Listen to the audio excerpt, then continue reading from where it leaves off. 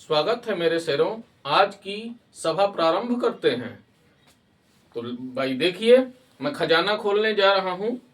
उस खजाने से क्या निकल रहा है? प्रश्न संख्या 2 क्या कहता है? प्रश्न संख्या कहता है 30 ग्राम एथिलीन ग्लाइकाल जिसका अणुसूत्र है C2H6O2 को 450 ग्राम जल में मिलाया गया। निम्नलिखित की गणना कीजिए। जल के लिए केएफ का मान दिया हुआ है 1.86 केल्विन किलोग्राम प्रति मोल। आपको ज्ञात क्या करना है? विलयन के हिमांक में अवनमन, दूसरा विलयन का हिमांक। हमें इस सवाल को हल करना है। इस सवाल का जो नंबर है वो है 2, यानी आपको 2 नंबर मिलेगा इस सवाल का अगर आप हल करते हैं तो, वरना आपका 2 नंबर जाएगा। तो देखिए हम इसको कैसे हल करते हैं। बहुत ही आसान सा सवाल है, आसानी से आप इसे हल कर सकते हैं। इसमें 2 चीजें हैं, एक है विलेय, दूसरा है विलायक। विलेय है आपका एथिलीन ग्लाइकाल, विलायक है आपका जल। जिसे घोला जाता है वो विलेय, जिसमें घोला जाता है वो विलायक। तो एथिलीन ग्लाइकाल को घोला जा रहा है तो ये विलेय हुआ, जल में घोला जा रहा है तो ये विलायक हुआ। बात समझ में आई? तो जो मान दिए हुए हैं उन मानों को आप पहले उतार लीजिए। ठीक है भैया? तो एथिलीन ग्लाइकाल एक इधर लिख दीजिए,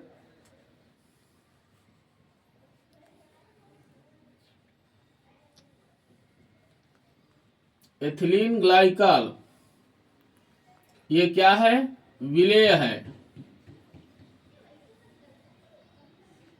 ठीक है, इधर जल लिख लीजिए, ये क्या है? विलायक है।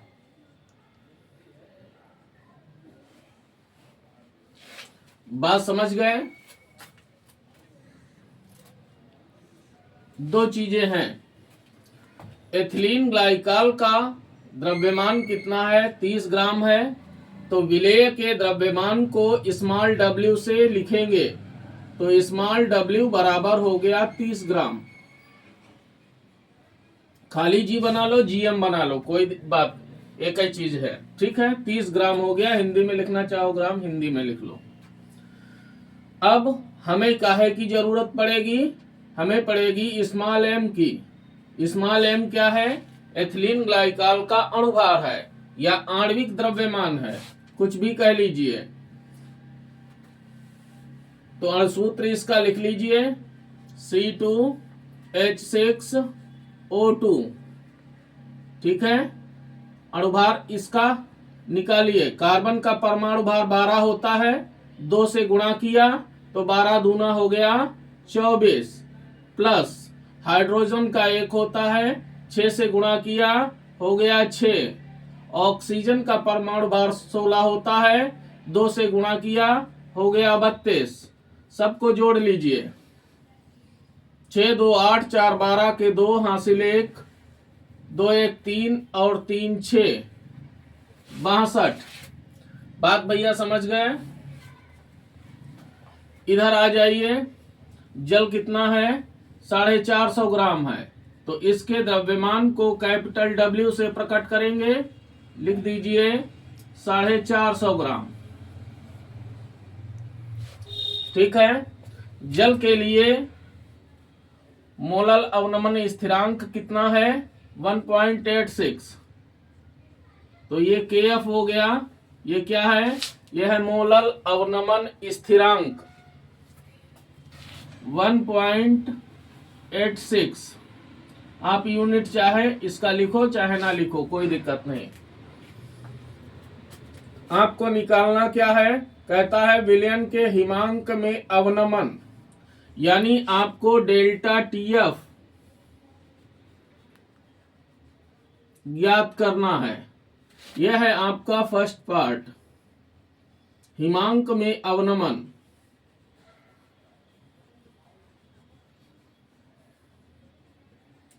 हिमांक में अवनमन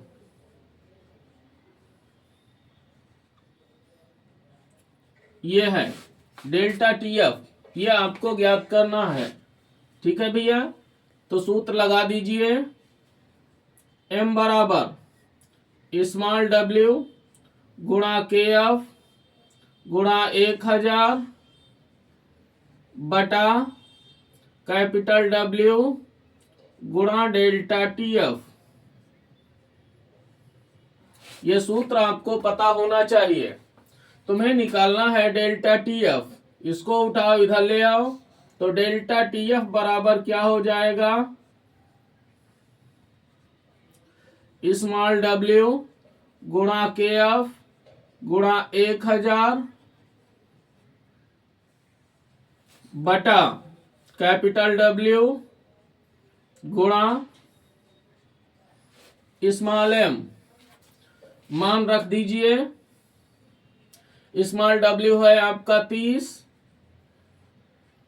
गुणा KF है 1.86 गुणा 1000 बटा यह है 450 गुणा स्मॉल m है आपका 62। समझ में आई बात भैया? जितना हो सके उतना काट लीजिए। ये कैंसिल हो गया, 3 एक कम 3, 3 से इसको काटा 15। बात समझ में आई? हाँ, 2 से काट लीजिए, 2 तिया 6, 2 एक कम 2, 2 से इसको काट लीजिए 500। ठीक है, 5 से काट लीजिए, 5 तिया 15, 5 से इसको काट लीजिए 100। बात समझ में आई? 3 से इसको काट लीजिए, 3 एक कम 3, 3 से इसको काटा 0 पॉइंट दशमलव लगा दीजिए, 3 छाक 18, 3 दूना 6। अब इसके सामने उतार लीजिए जो बचा है। ठीक है, तो इसकी जब इसमें गुणा करोगे तो ये आया तुम्हारा 0.62 गुणा 100 बटा 31। ठीक है, अब गुणा करोगे 62 हो जाएगा बटा 31। समझ में आई बात? 31 से 62 को काटोगे 2 आ जाएगा, डिग्री लगा दीजिए तो 2 डिग्री की कमी आ जाएगी। ठीक है, अब कहता है, तो ये आ गया आपका पहला उत्तर 2 डिग्री। अब दूसरे पे चलते हैं, तो ये था आपका पहला। हिमांक में अवनमन तुमने ज्ञात कर लिया, 2 डिग्री की कमी आ जाएगी। अब कहता है विलयन का हिमांक बताइए। दूसरा, जल का हिमांक कितना होता है हमें पता होना चाहिए।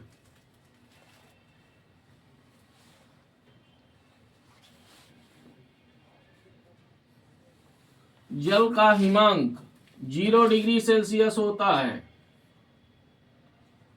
अब 2 डिग्री सेल्सियस की अगर हम सेल्सियस में इसको मान लें, आप चाहे तो केल्विन में मान लें। ठीक है, किसी भी प्रकार से आप इसे लगा सकते हैं। तो 0 डिग्री सेल्सियस या 273 केल्विन,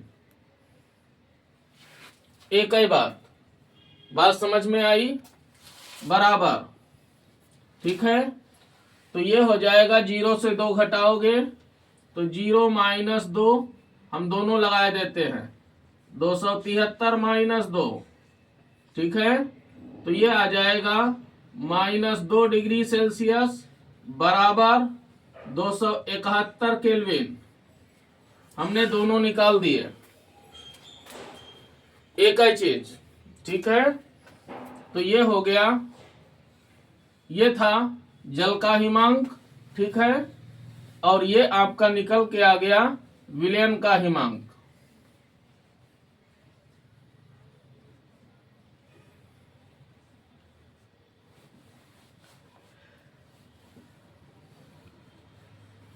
विलयन का हिमांक। बात समझ गए? जिसे TF से प्रकट किया जाता है। तो ये आपका सवाल लग गया, खूब अच्छे से देख लीजिए। आइए भैया प्रश्न 2 के खा पे चलते हैं। क्या है? कहता है एनिलीन की विभिन्न अनुनादी संरचनाएं लिखिए। 2 नंबर का है, आसानी से आप इसे हल कर सकते हैं। तो देखिए, सबसे पहली चीज हमें एनिलीन का संरचना सूत्र पता होना चाहिए। तो एनिलीन की संरचना कैसी होती है? इस प्रकार की।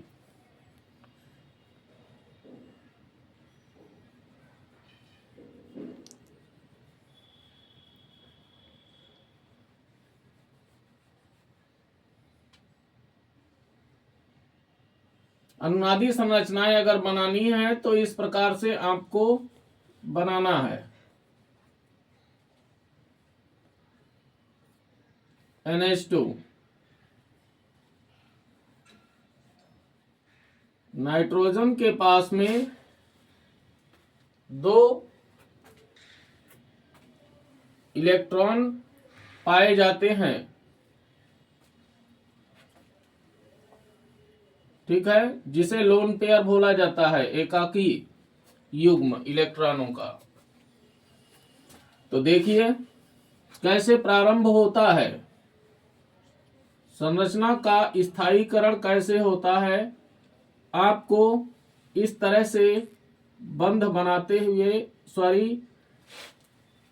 तीर बनाते हुए आगे की ओर बढ़ना है, यानी उत्क्रमणीय चिन्ह आपको बनाना है। यहां पर क्या होता है, ये जो लोन पेयर है एकाकी, ये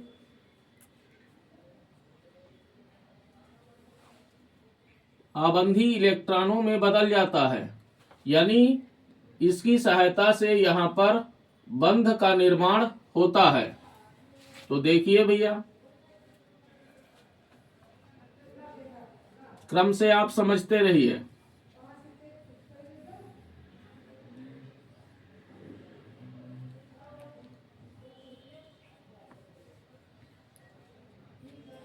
तो क्या होगा, यहां पर एकल बंध की जगह पर द्विबंध आ जाएंगे।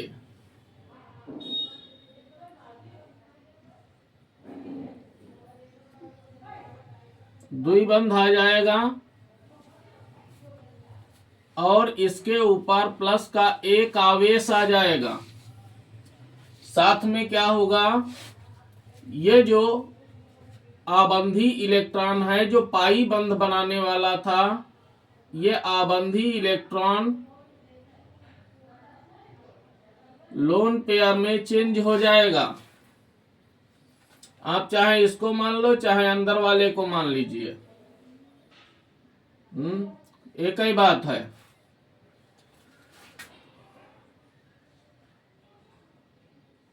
ये ठीक है। तो यहां पर माइनस का चार्ज आ जाएगा। ये माइनस का चार्ज कैसे आ रहा है, देखो समझ लीजिए भैया, यहाँ पे 2 इलेक्ट्रॉन है, ठीक।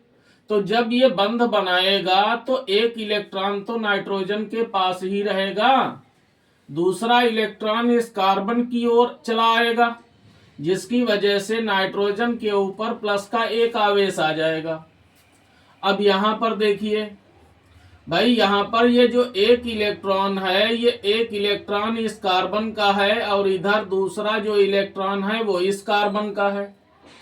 तो ये वाला जो इलेक्ट्रॉन है वो तो यहीं पे रहेगा, इसी के पास रहेगा। ये वाला इलेक्ट्रॉन आ जाएगा ट्रांसफर होकर यहाँ पे। तो एक ही इलेक्ट्रॉन तो आया, जिसकी वजह से इस कार्बन के ऊपर एक माइनस का आवेश आ जाता है। बात समझ गए? अब क्या होगा, ये वाला यहां पर बंध बना देगा ये वाला बंध बनाएगा और ये वाला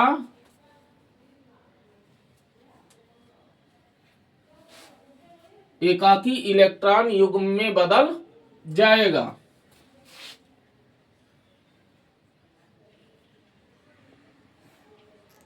तो फिर बनाइए संरचना।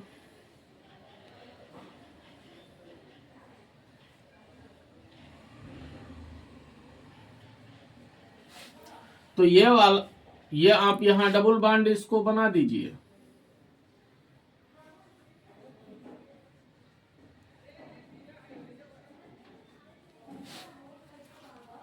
तो यहां पर डबल बॉन्ड आ जाएगा, ठीक है।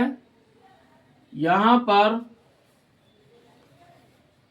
एकाकी इलेक्ट्रॉन युग्म बन जाएगा। ये वाला बंध आप लगाए रखिए। अब ये जो माइनस चार्ज है ये यहां पर आ जाएगा, ठीक है। अब ये वाला जो एकाकी इलेक्ट्रॉन है ये आबंधी इलेक्ट्रॉन में बदल जाएगा और जो आबंधी पाई है इलेक्ट्रॉन वो एकाकी इलेक्ट्रॉन में बदल जाएगा।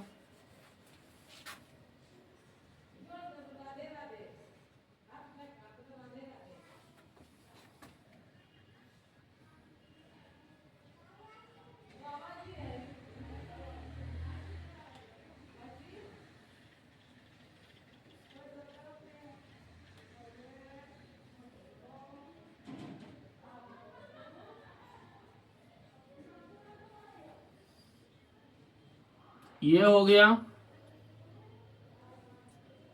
ये बन गया। अब ये जो आबंधी इलेक्ट्रॉन था ये एकाकी इलेक्ट्रॉन युग्म में बदल गया। तो इस पर पुनः ऋण आवेश आ जाएगा, ठीक है।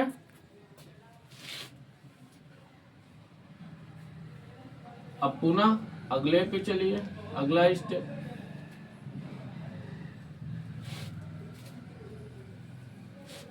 अब ये वाला जो है ये आबंधी इलेक्ट्रॉन में बदलेगा और ये जो आबंधी है ये एकाकी इलेक्ट्रॉन युग्म में बदल जाएगा।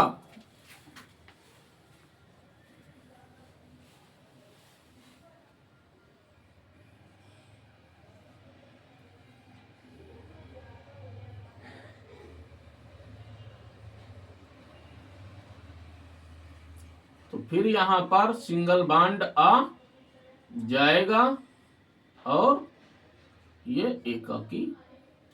तो देखा किस तरीके से जो बंध थे उनका स्थान परिवर्तन हुआ। अब इस परिवर्तन में तुमने देखा कि ये वाला जो स्थान है इस स्थान को आर्थो, इस वाले स्थान को पैरा और पुनः ये वाला स्थान आर्थो। तो इससे क्या हुआ कि जो रिंग के या वलय के जो आर्थो और पैरा स्थान थे इन स्थानों पर इलेक्ट्रॉन घनत्व आंशिक रूप से बढ़ जाता है, जिसकी वजह से ये स्थान इलेक्ट्रॉन स्नेही के प्रति आकर्षण रखते हैं और इन्हीं स्थानों पर ही इलेक्ट्रॉन स्नेही जुड़ते हैं, जिसकी वजह से आर्थो और पैरा उत्पाद का निर्माण होता है। बात भैया समझ गए? तो ये जो संरचनाएं हैं ये एनिलीन की अनुनादी संरचनाएं बोली जाती हैं। तो भैया आइए हम प्रश्न गा पर चलते हैं। दूसरे का क्या है प्रश्न? कहता है अभिक्रिया 2C क्या है? सेलेनियम है, प्लस का 4 आवेश है इसके ऊपर, प्लस कोबाल्ट, ठीक है, गिव्स 2Ce, प्लस का 3 चार्ज है, प्लस CO प्लस का 2 चार्ज है के लिए कहता है E0 Ce प्लस का 4 बटा Ce प्लस का 3। इसका मतलब क्या हुआ? कहता है कि सेलेनियम के लिए मानक अपचयन विभव ज्ञात कीजिए। मानक अपचयन विभव का मान तुमको ज्ञात करना है, समझे भैया? E0 सेल दिया हुआ है, यानी सेल का मानक इलेक्ट्रोड विभव दिया हुआ है। जो कोबाल्ट वाला इलेक्ट्रोड है उसका मानक अपचयन विभव दिया हुआ है, ठीक है।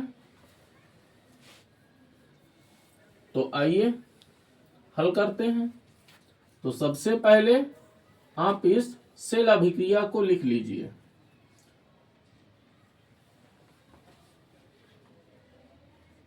सेल अभिक्रिया,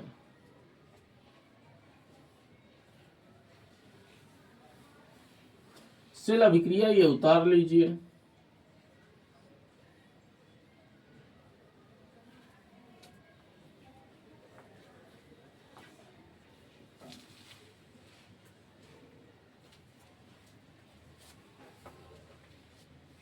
तो ये भैया हमने सेल अभिक्रिया उतार ली, ठीक है।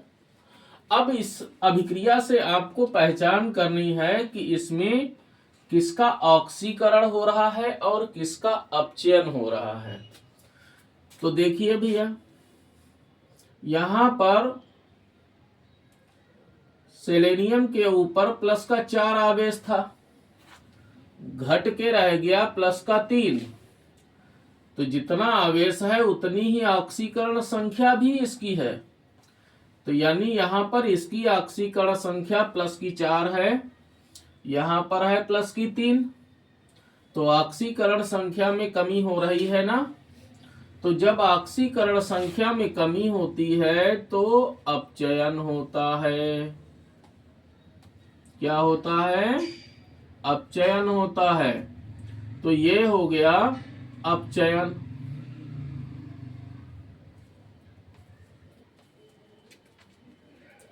तो भैया अपचयन किस इलेक्ट्रोड पे होता है?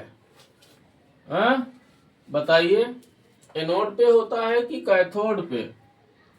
बोलो बोलो जल्दी। अपचयन किस पे होगा?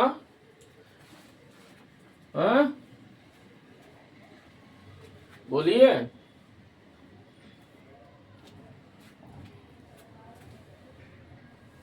बोलो भैया, अपचयन किस पे होता है?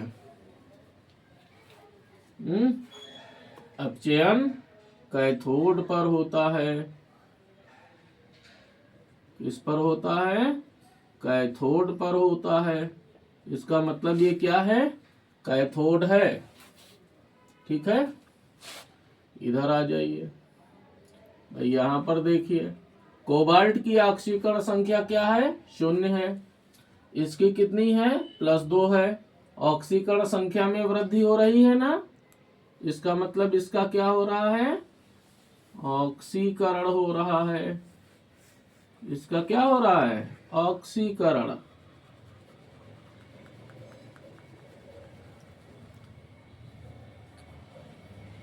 ऑक्सीकरण हो रहा है। तो ऑक्सीकरण किस पे होता है? एनोड पर होता है।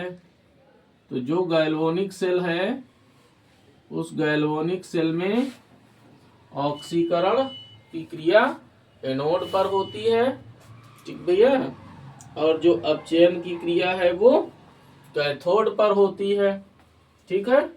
तो ऐसे अब तुमने पहचान कर ली, ठीक है, कि कोबाल्ट जो है वो एनोड है और सेलेनियम कैथोड है, ठीक है।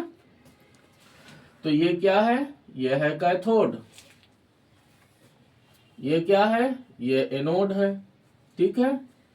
तो यहां पर लिख लीजिए भाई, फार्मूला लगाइए या पहले लिख लो ऐसे ही। E0 cell is equal to 1.89 volt. इधर लिख लीजिए comma E nought CO plus 2 oblique CO is equal to minus 0.28 volt. तो ये क्या हो गया आपका, ये एनोड हो गया। ये क्या हुआ, एनोड। ठीक है, ये आ जाइए ई नॉट CE प्लस का 4 आवेश ऑब्लिक CE प्लस का 3 आवेश। ठीक है, ये आपको ज्ञात करना है। ये क्या है, ये है कैथोड। ये कैथोड है। तो सूत्र लगाइए भैया। सूत्र क्या होता है कि E naught cell is equal to E naught cathode minus E naught anode.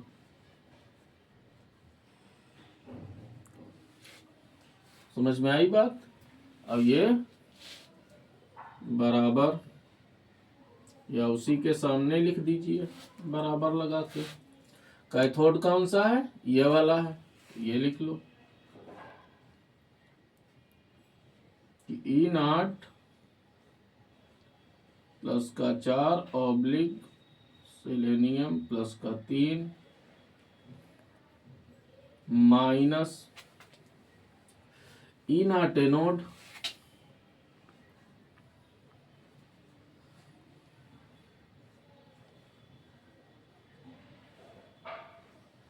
CO। ऐसे लिख लीजिए। ठीक है, तो मान रख लीजिए। तो 1.89 हो गया बराबर, ये आपको ज्ञात करना है। तो ई नॉट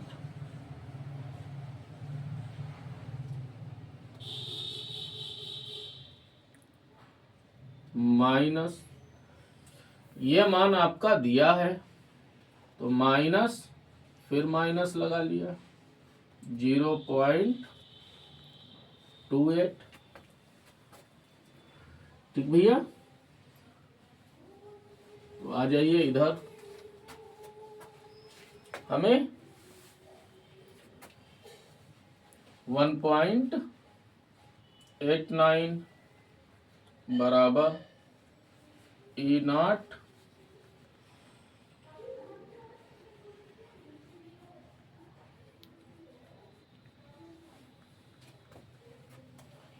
माइनस माइनस प्लस। ठीक है, 0.28। अब इसको इधर से इधर ले जाइए तो ई नॉट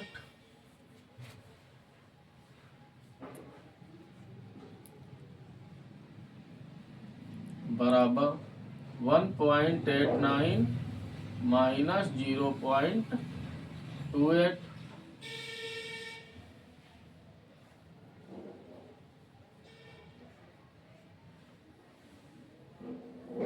बराबर, घटा दीजिए।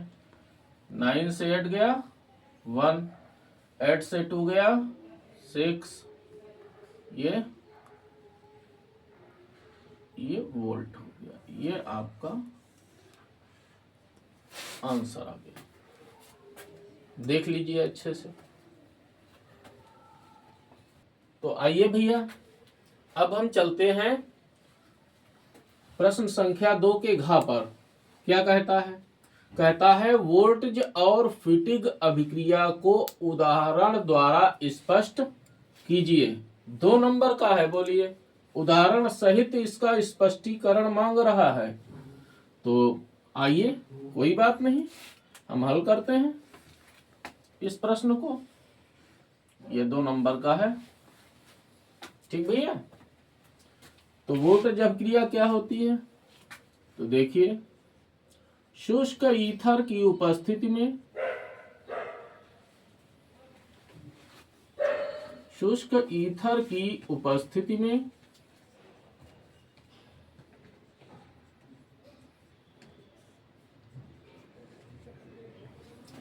हैलो एल्केन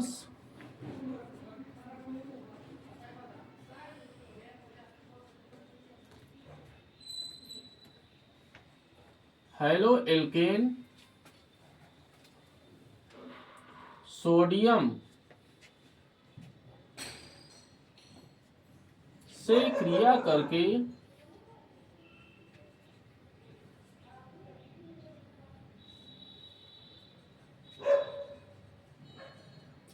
सममित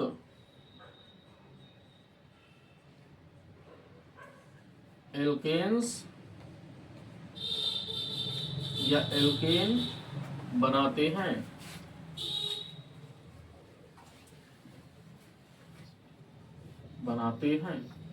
यह हो गया।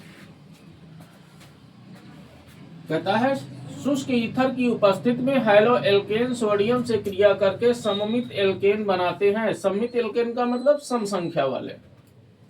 ठीक है, तो आइए भाई हम इसको सामान्य अभिक्रिया के द्वारा दर्शाए भी देते हैं।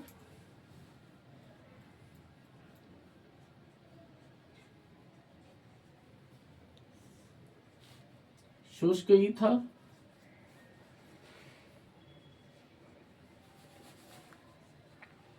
ये इतना भाग 2Na, ये इतना भाग इसका पृथक हो जाएगा।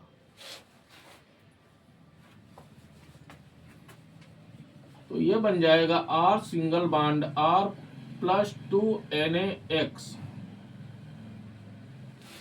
ठीक है भैया, ये है एल्केन, ये है हैलो एल्केन या एल्किल हैलाइड भी इसे कह सकते हैं। उदाहरण दे दीजिए।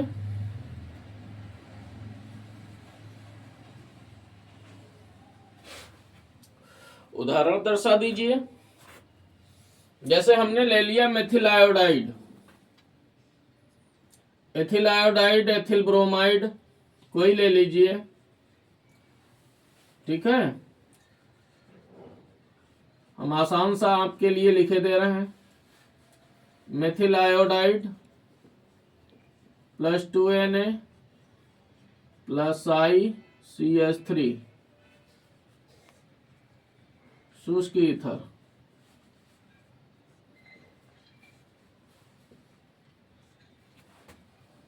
ये इतना भाग इसका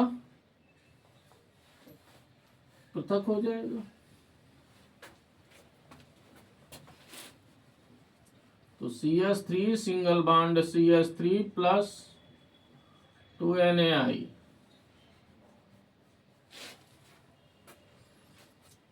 ठीक है भैया, यह है मेथिल आयोडाइड, मेथिल आयोडाइड। ये तो पता है आपको सोडियम है, ये एथेन बन जाती है। ठीक भैया, इतना जब आप करेंगे तो आपको 1 नंबर मिल जाएगा।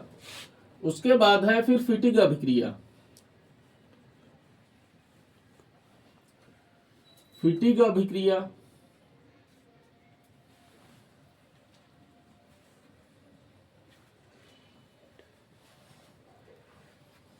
क्या होता है? शुष्क ईथर की उपस्थिति में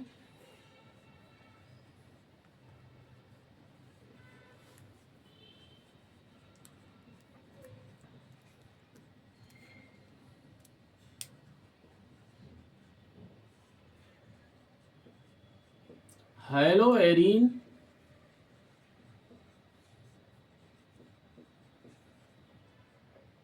को सोडियम के साथ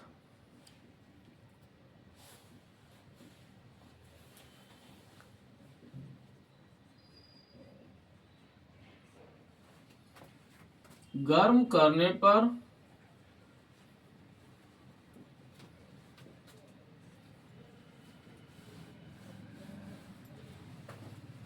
समझ में आई बात?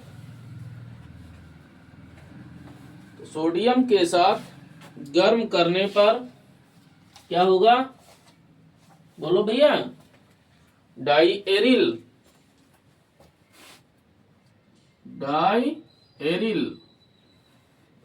बनता है।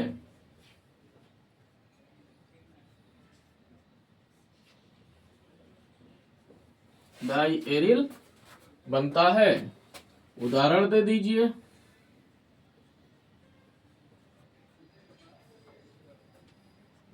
ठीक है, हमने ले लिया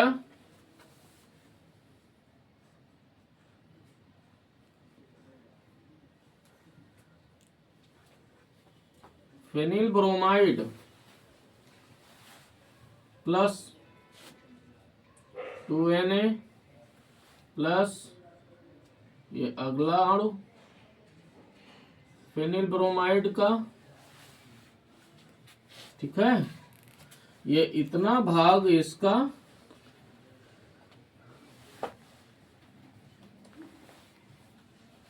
मतलब इसमें जो फेनिल समूह है ये एक दूसरे के हैलोजन को प्रतिस्थापित कर देते हैं।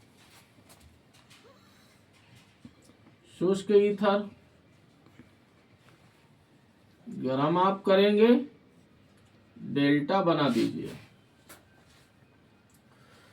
तो क्या बनेगा? डाइफेनिल बन जाएगा।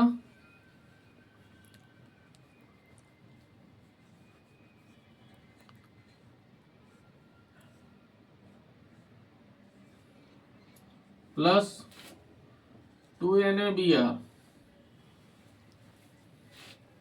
ये बन जाता है डाइफेनिल।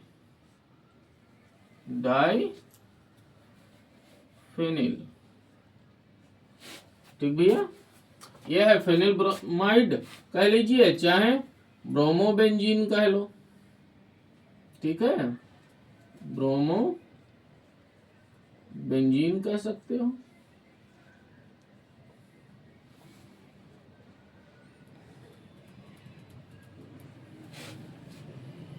इस तरीके से ये जो अभिक्रिया है, इस अभिक्रिया को फिटिक अभिक्रिया कहा जाता है। बात समझ गए भैया? ये आपका प्रश्न संख्या 2 कंप्लीट हो गया। ये वीडियो आपके लिए पार्ट 2 है।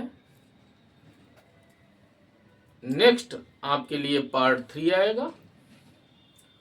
मैं लगातार आपके साथ जुड़ा हुआ हूं, आप भी हमसे निरंतर जुड़े रहिए। अधिक से अधिक प्रश्नों को आप हल कीजिए। समझे भैया? और हमारी पढ़ाई हुई विधियों को अगर आप पसंद कर रहे हैं तो हमारे वीडियो को लाइक कीजिए, हमारे चैनल को सब्सक्राइब कीजिए और वीडियो को मित्रों के साथ शेयर भी कीजिए। धन्यवाद।